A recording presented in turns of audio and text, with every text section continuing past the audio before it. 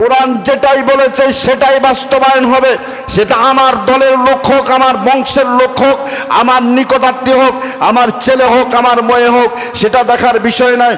অপরাধ করে যখন অপরাধী সাব্যস্ত হয়েছে তাকে আপন বিচারের মুখোমুখি হতে হবে। কথা বলেন ঠিক কিনা? ইনসাফপূর্ণ বিচার করেছেন আল্লাহর নবী সাহাবী খলিফা ওমর রাদিয়াল্লাহু তাআলা আনহু। একজন বুড়ি মহিলা এসে বললেন, খলিফা আপনার দরবারে নালিশ নিয়ে এসেছি, বিচার নিয়ে এসেছি, মামলা দায়ের করার জন্য এসেছি। বলে কি মামলা? বলে আপনার সন্তান আবু সামামা আমার মেয়েকে দর্শন করেছে, আমার মেয়ের সাথে জেনা করেছে, ব্যভিচার করেছে, আমি তার সুস্পষ্ট বিচার চাই। ওমর রাদিয়াল্লাহু তাআলা আনহু বললেন, বুড়িমা আপনি একটু বসেন, আমি ঘর থেকে আসি। ঘরে গিয়ে দেখলেন আবু সামামা খাবার খাচ্ছে। গিয়ে সন্তানকে বলে, সন্তান তোমার নামে মামলা হয়েছে, তোমার নামে নালিশ হয়েছে। ভাই একটু পানি খাবেন? তোমার নামে মামলা হয়েছে, তোমার নামে নালিশ হয়েছে, তুমি নাকি এভাবে একটা মেয়েকে দর্শন করেছো। সন্তানও ঠিক এভাবেই বলেছে, বাবা বন্ধুদের পাল্লায় পড়ে মদ খেয়েছি, খাওয়ার পরে কাজটা আমি করে ফেলেছি, আমাকে মাফ করে দাও। ওমর বললেন, সন্তান মাপ আমার কাছে নয়, যার কাছে তুমি অপরাধ করেছে তার কাছেই মাপ চাও। আর কোরআনে আল্লাহ যেটাই বলেছে সেটাই আমি এখন বাস্তবায়ন করব।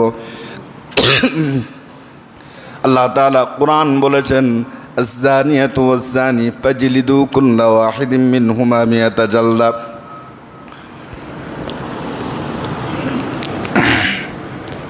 কোরআনে আল্লাহ রাব্বুল আলামিন বলেছেন, অবিবাহিত ছেলে এবং মেয়ে যদি জেনা করে 100 বেত্রাঘাত করার জন্য। সুতরাং যেটা আল্লাহ বলেছে সেটাই আমি এখন বাস্তবায়ন করব। সন্তান আবু সামামা এভাবেই যখন বিচারের সম্মুখীন হলেন, স্ত্রী আবু রুমানা বললেন, স্বামী আমার সন্তানটাকে এভাবে শাস্তি না দিয়ে মেয়েটাকে কিছু টাকা পয়সা দিয়ে বিদায় করে দাও।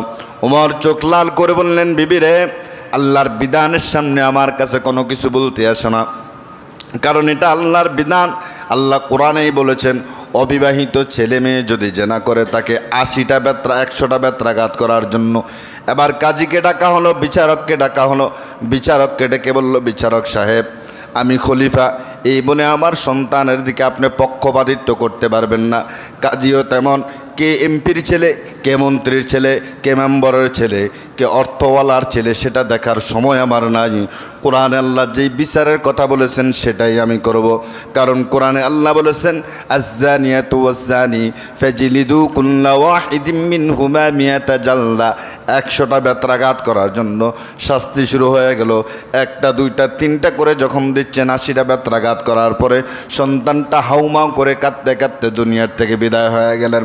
বিবি আল্লাহর নবীর সাহাবী খলিফা ওমর রাদিয়াল্লাহু তাআলা আনহুর পায়ে ধরলেন, ধরে বললেন, স্বামী রে, সন্তানটাকে বিদায় করে দিও না, আজকে 40টা বেত্রাঘাত করো বা 50টা করো।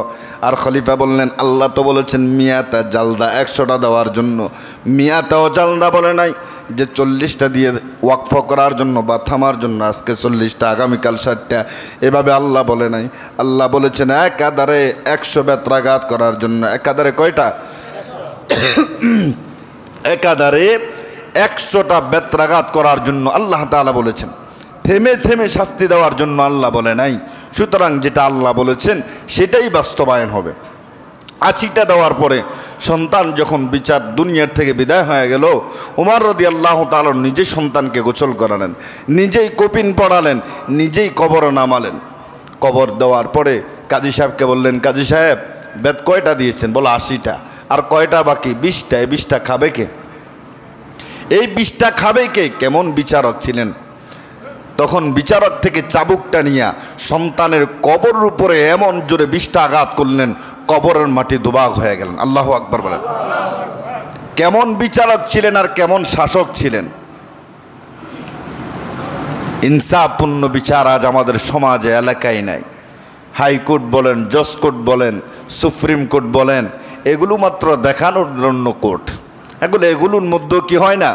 ন্যায় বিচার পাওয়া যায় না, ইনসাফপূর্ণ পাওয়া যায় না, বিচার পাওয়া যায় না। কত আল্লাহর বান্দি, কত আল্লাহর বান্দারা কোর্টের বারান্দায় হাউমাউ করে কাঁদে ন্যায় বিচারের জন্য। কিন্তু ন্যায় বিচার কাদের পক্ষে যায়?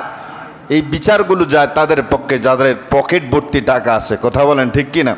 ইনসাফপূর্ণ আমাদের সমাজে আজকে বিচার নাই। আল্লাহ তাআলা আমাদের সমাজে ইনসাফপূর্ণ বিচার প্রতিষ্ঠা করার জন্য তৌফিক দান করুক, আমিন বলেন। ওমা আলাইনা ইল্লাল বালাগ। আসসালামু আলাইকুম।